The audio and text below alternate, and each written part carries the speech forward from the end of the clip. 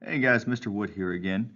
So I wanted to tell you guys about someone who doesn't get a lot of credit throughout history. Someone who's kind of forgotten who's been forgotten throughout the years. This man that you see here, his name is Timur, or Timur the Lame, or just simply Tamerlane. And he, as you can tell, became a great ruler, king, and he was absolutely ruthless in gaining this power. He actually started off life as a sheep herder who was descended from Mongolians, and he eventually used a lot of the same tactics that Mongolians used, as I talked about in the last video. He was, as I said, ruthless. He started off as a sheep herder, in fact, and then he became a mercenary. And while he was a mercenary, he was actually injured. But then later continued on. He was had great intellect, had great battle strategy, and as I said before, he was absolutely ruthless. Soon enough, he gained his own army, and he eventually began a series of wars for conquest. He was all about looting and pillaging, making a name for himself, getting rich off of the looting and conquesting, and he did exactly that. When he would do this, he was absolutely ruthless. In fact, he ended up killing, under his command in his wars, more people than any other war save for four. So out of all the wars that have ever been fought in history, his wars of conquest are number 5 on the total number of deaths, which is very impressive. As I said before, he was absolutely ruthless. He would murder or have murdered and slaughtered all the inhabitants of many villages. He even, one time when taking over a city, said that he would shed no more blood if they would surrender. And he then, instead of slashing them with swords or anything like that, he actually decided to bury them all alive, essentially. And he said he kept his promise because no blood was shed. He even was said to have killed many inhabitants of Baghdad so that he could use their skulls in creating a wall or a building there in Baghdad. So he was an absolutely ruthless leader and did everything he could to get what he wanted. Here you can actually see the empire that he created. It says Afghanistan 1405. He actually originated from an area really quite close to this area here.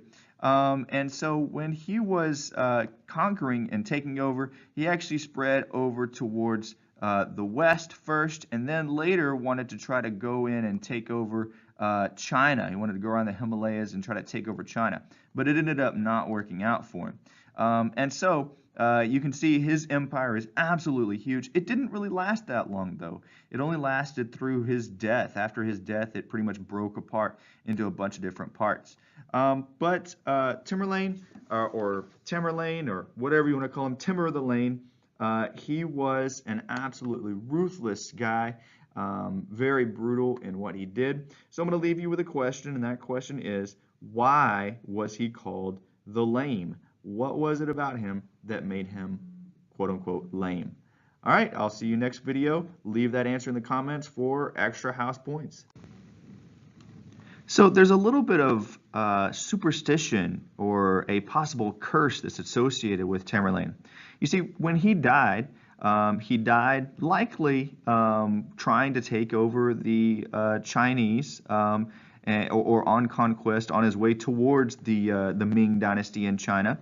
And he actually ended up dying just from getting sick. So he didn't actually die in battle. He probably got sick and ended up dying.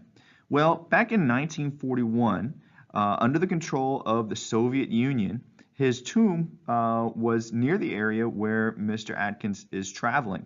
And a Soviet archaeologist decided to go in and exhume his body, to pull it out of the ground and out of his tomb, and to try to see, who was Tamerlane really? What evidence is there that he was actually lame? And so they just wanted to see what was there. Well, when they opened his tomb, on the inside of his tomb, it was inscribed that whoever opens this tomb shall unleash a conqueror greater than I. And This was in 1941, and just a few days later, within the next week, Hitler of the Nazi Party in Germany launched an invasion of the Soviet Union known as Operation Barbarossa. And it lasted for a couple of years, several years, and the Nazis pushed deeper and deeper into the Soviet Union. When Tamerlane was reburied, he was reinterred, he was given full Islamic burial rites and put back into his tomb. The Battle of Stalingrad, which was a brutal battle between the Soviets and the Nazis, ended up turning the tide of the war, and the Soviets ended up winning and began to push back the Nazis.